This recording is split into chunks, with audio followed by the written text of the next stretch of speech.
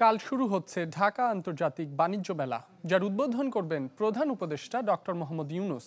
মাসব্যাপী এই আয়োজন উপলক্ষে সংবাদ সম্মেলনে বাণিজ্য উপদেষ্টা জানান, এখনও সত্যিকারের আন্তর্জাতিক মানে উন্নীত করা সম্ভব হয়নি, তবে এবারের অভিজ্ঞতা নিয়ে আগামীতে গুণগত পরিবর্তন আনার বিষয়ে আশাবাদী তিনি।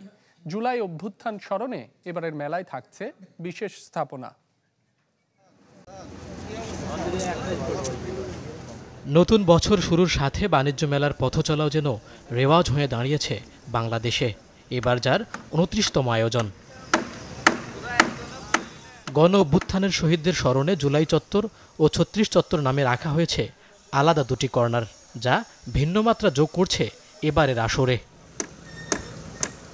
গণ অভ্যুত্থানের গ্রাফিতি স্থান পেয়েছে মূল ফটকে। ঢাকার অদূরে Purbachal Bangladesh China friendship exhibition centre আয়োজিত এবারের মেলায় থাকছে ৩৬১টি স্টল ও প্যাভিলিয়ন।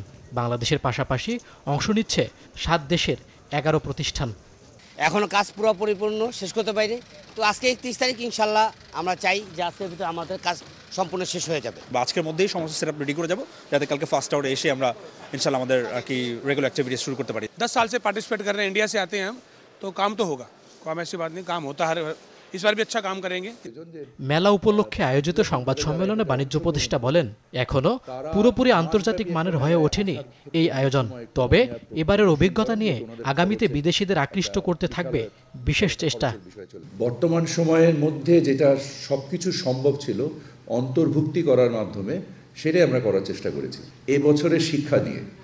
এবং এই ক্ষেত্রে যেটা আমরা করব সেটা হচ্ছে স্থানীয় এবং আন্তর্জাতিক কিছু কোম্পানিকে হয়তোবা বিশেষ ছাড়ের মাধ্যমে এখানে আনার ব্যবস্থা করব। বাণিজ্য সচিব জানান, দর্শনার্থীদের জন্য থাকছে বিআরটিসির ২০০ বাস, আর রপ্তানিতে উৎসাহ যোগাতে তরুণদের জন্য রাখা হয়েছে ইয়ুথ প্যাভিলিয়ন। নির্দিষ্ট টাইমের মধ্যে প্যাসেঞ্জার যা পাচ্ছে সেটা নিয়ে তারা মুভ করবে, এবং সেটা মূলত ফার্মগেট, কুড়িল, বিশ্ব রোড, নারায়ণগঞ্জ থেকে, নরসিংদী থেকে, গুলিস্তান থেকে আমরা বিভিন্ন স্টপেজ রেখেছি। মাসব্যাপী এই মেলা চলবে প্রতিদিন সকাল 10টা থেকে রাত 9টা পর্যন্ত, যেখানে প্রবেশ মূল্য ধরা হয়েছে জনপ্রতি 50 টাকা।